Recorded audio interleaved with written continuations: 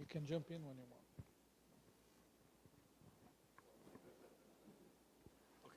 want. I just wanted to add a few words to that, just not to sound too pessimistic. I believe there is, of course, this approach. Let's do what we can do, even though it's not much, but it will, this or that way, help us to survive, will help us to continue. And it's, I agree, it's quite practical, it's quite realistic approach. However, may I suggest an idealistic approach, which I would call the super program. I believe that at one point, sooner or later, we will realize that we should take sides.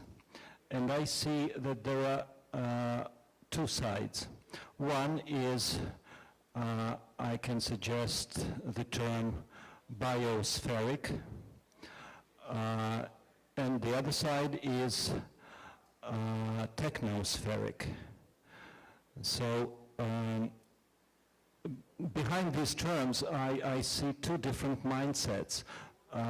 Number one is when we forget about those three pillars and we just put ecology, environment, as the foundation for our future, as the only way to continue.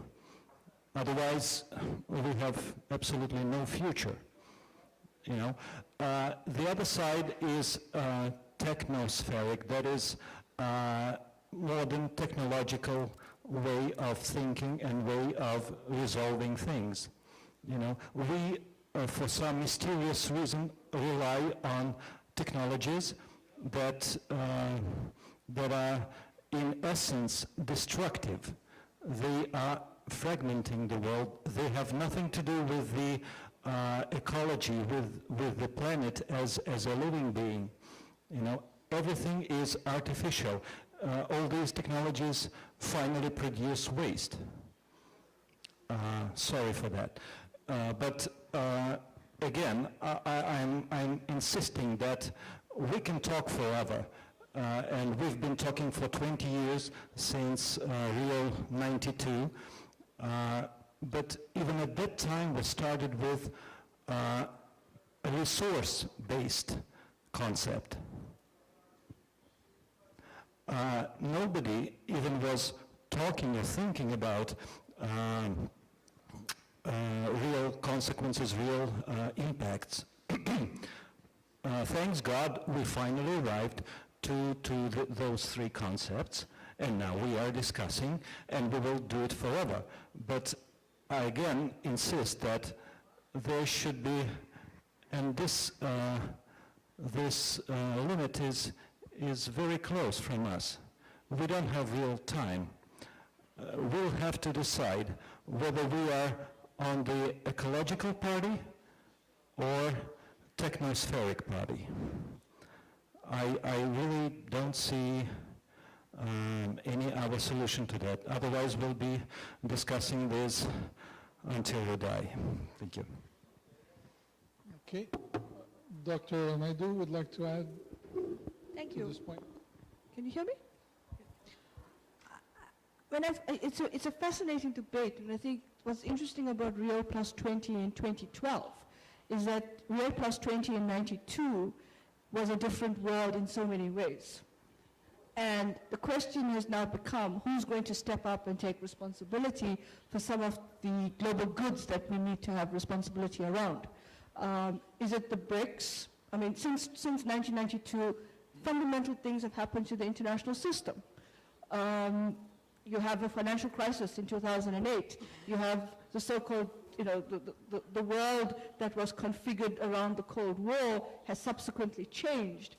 We talk about declines of Europe and the US. We've had two, wars in the Middle East and so forth.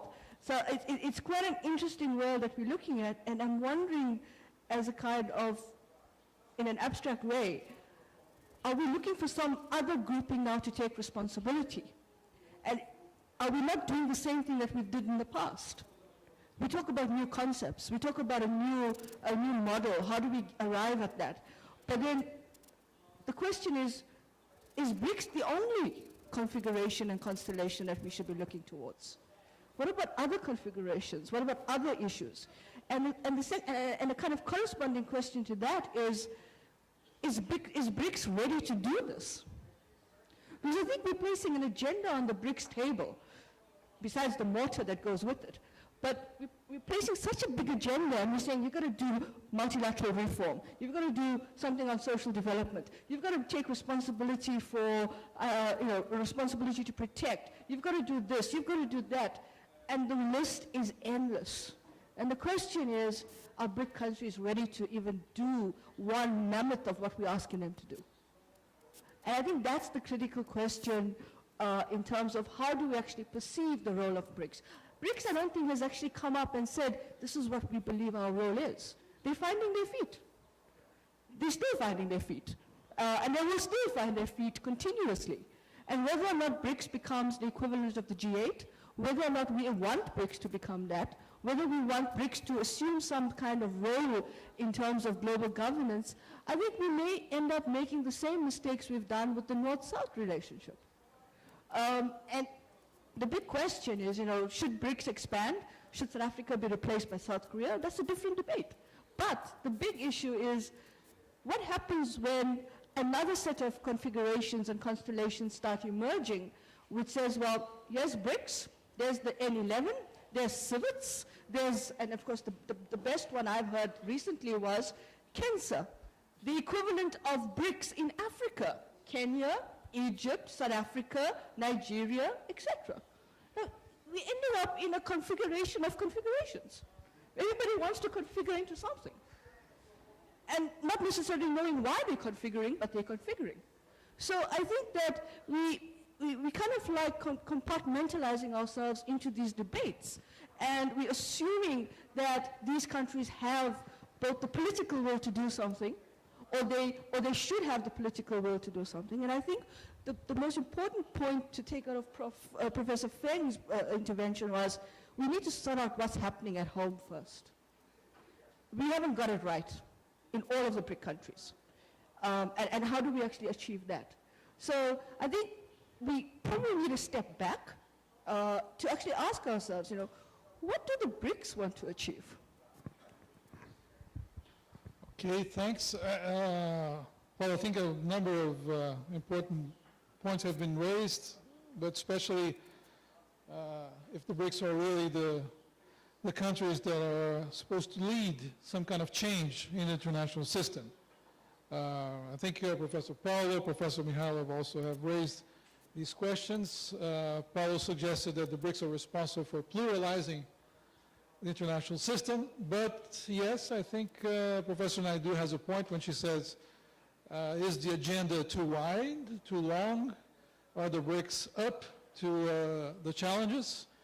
May there be other configurations? Well, what the BRICS usually say is that, this is a group of at least the four of the biggest economies among in the world, in the list of 6 or 7.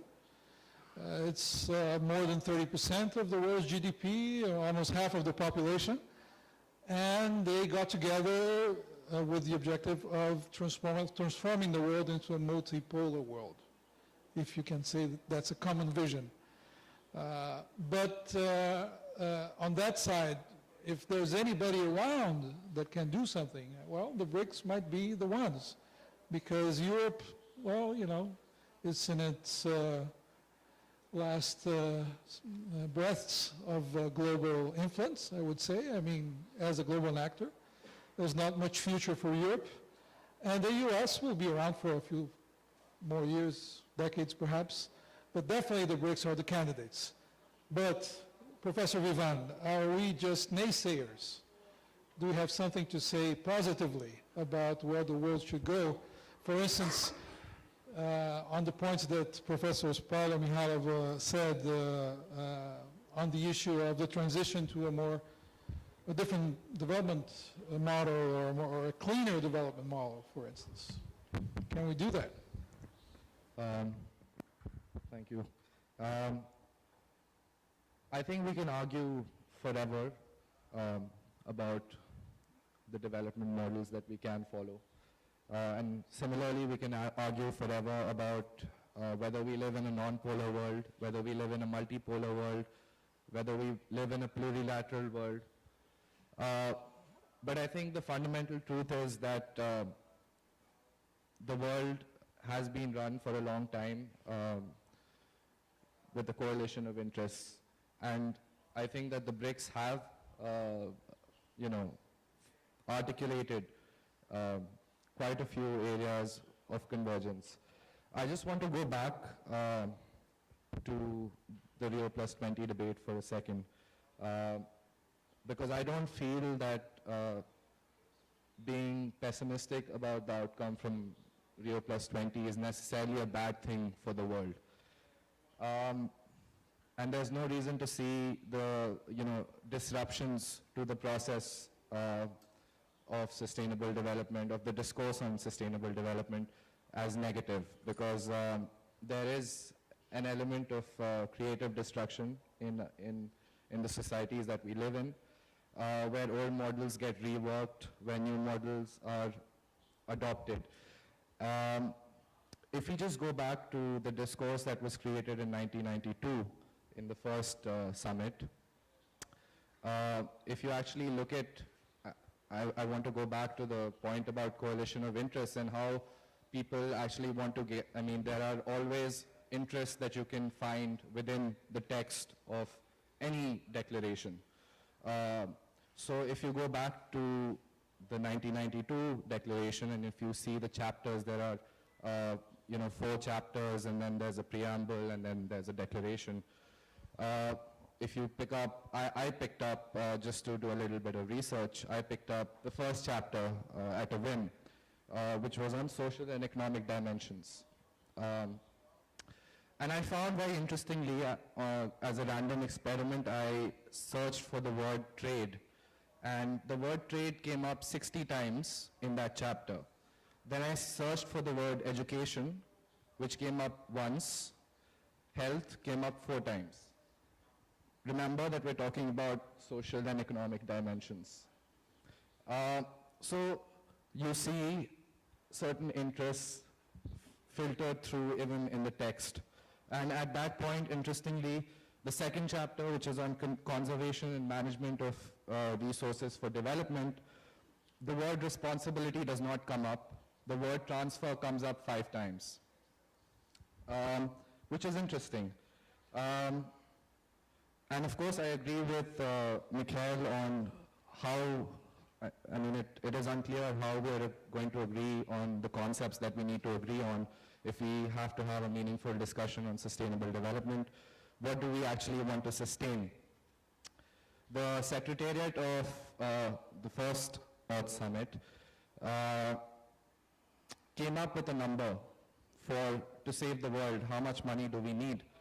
And they estimated for implementing the Agenda 21 that it might cost about $600 billion a year in new spending, of which $125 billion would have to come from foreign assistance from developed countries. Obviously, none of that, or fractions, very small fractions of such money have actually been operationalized towards the cause that Agenda 21 wanted to address. And Agenda 21 also mentioned that the cost of inaction would outweigh the financial costs of implementing the agenda, and inaction will narrow the choices of future generations. This is good rhetoric, makes for good reading. But what has actually happened in the world? We've been talking about climate change for a good 3 decades. And we have before us many apocalyptic scenarios about 2 degrees plus environment, climate. But when we had a financial crisis 4 years ago, we were able to operationalize immediately close to, in these 3 or 4 years since the financial crisis. The global economy, depending on estimates, has pumped in, sovereign countries have pumped in between 10 and 14 trillion dollars into the global economy. This is for as an immediate reaction to a crisis which emanated from banks and financial institutions.